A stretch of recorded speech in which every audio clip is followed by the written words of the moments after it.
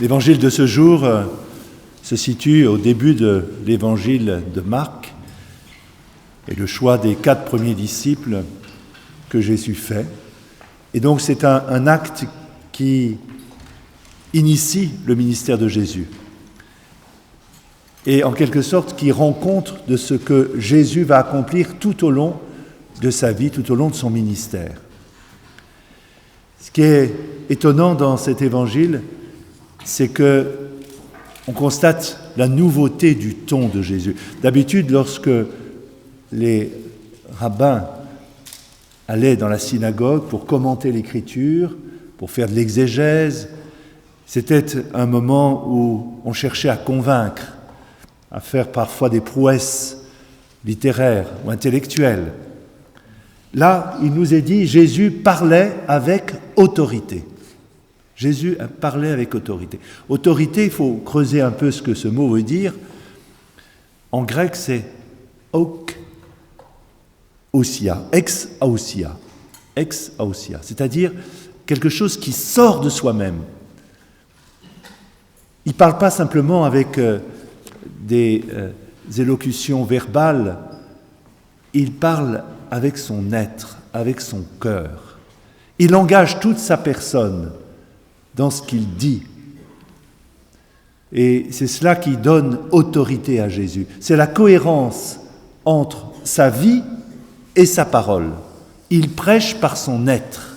Et c'est en quelque sorte une émanation de son être, une expression de son être, de plus profond, qui passe à travers les mots qu'il prononce. Jésus est ce qu'il prêche, et il prêche ce qu'il est. Et puis, en grec, autorité, cela signifie augere, c'est-à-dire le verbe faire grandir, faire croître. C'est une parole qui, en l'entendant, nous élève, nous relève. Donc Jésus parlait avec autorité. Et la preuve de cette autorité, c'est ce qui va se passer. Voici que Jésus va pratiquer un exorcisme, il va expulser les démons qui agitent un homme. Et cet être retrouve la vie, se retrouve lui-même. Il n'était plus lui-même, il retrouve son identité. Ce qui était intéressant de voir dans cet épisode, c'est que ce simple geste de Jésus, que Jésus accomplit, manifeste tout ce qu'il va accomplir dans son ministère. Jésus ne fait pas simplement des guérisons pour consoler les gens, pour leur permettre d'aller mieux. Il vient apporter le salut de Dieu. Et le salut de Dieu relève d'un combat spirituel contre les puissances du mauvais. Nous avons à combattre bien au-delà de nos défauts, de nos vices, tout ce qui nous déporte de notre véritable identité, tout ce qui nous rapatrie sur nous-mêmes. Il s'agit d'un combat spirituel contre les puissances du mal. C'est la raison pour laquelle, au début du ministère de Jésus, celui-ci va lutter contre le mal, le démon, le démonos, celui qui divise, le diviseur.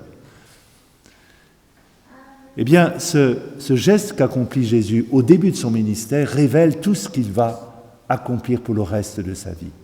Jésus vient accomplir un travail de libération, de salut, de restauration. Les démons sont partis en criant « Tu es le Saint de Dieu ».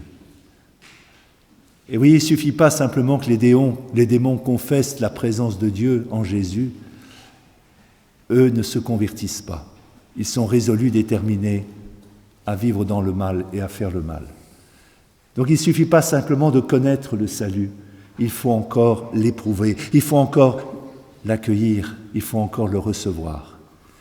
Et c'est la raison pour laquelle Jésus, je dirais dans la pédagogie, va donner du temps à chacun d'entre vous. Toute notre vie est un moment de conversion pour accueillir le salut de Dieu, mais pour que le salut prenne place dans toutes les dimensions de notre être, dans notre vie affective, dans notre vie relationnelle, dans notre vie intérieure, dans notre manière de vivre avec nous-mêmes et avec les autres pour qu'on soit pétri de charité.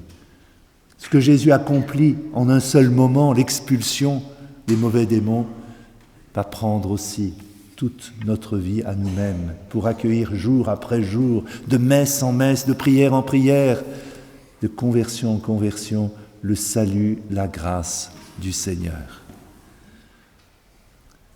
Et après cela, note l'Évangile, il se fit un grand silence. En quelque sorte, le miracle de Jésus nous renvoie à nous-mêmes. Est-ce que je veux l'accueillir ? Est-ce que je veux le recevoir, ce salut de Dieu ? Est-ce que je veux voir ma vie transformée par le Seigneur ? Alors ce que nous pouvons faire, tout simplement, je ne pense pas que nous soyons possédés, heureusement, mais nous pouvons nous poser à nous-mêmes cette question. En tout cas, c'est le Christ qui nous la pose. Est-ce que tu veux bénéficier du salut de Dieu ? Je vous propose simplement quelques instants de silence dans le plus secret de votre cœur et de votre conscience pour qu'en toute liberté, peut-être en ouvrant les mains, physiquement ou en tout cas intérieurement, en quelque sorte, pour se mettre dans les dispositions d'accueillir ce que Dieu veut accomplir en nous, une transformation, un salut, quelque chose qui nous permet de nous relever, de nous redresser et d'accueillir la présence de Dieu qui veut faire notre vie belle, infiniment belle.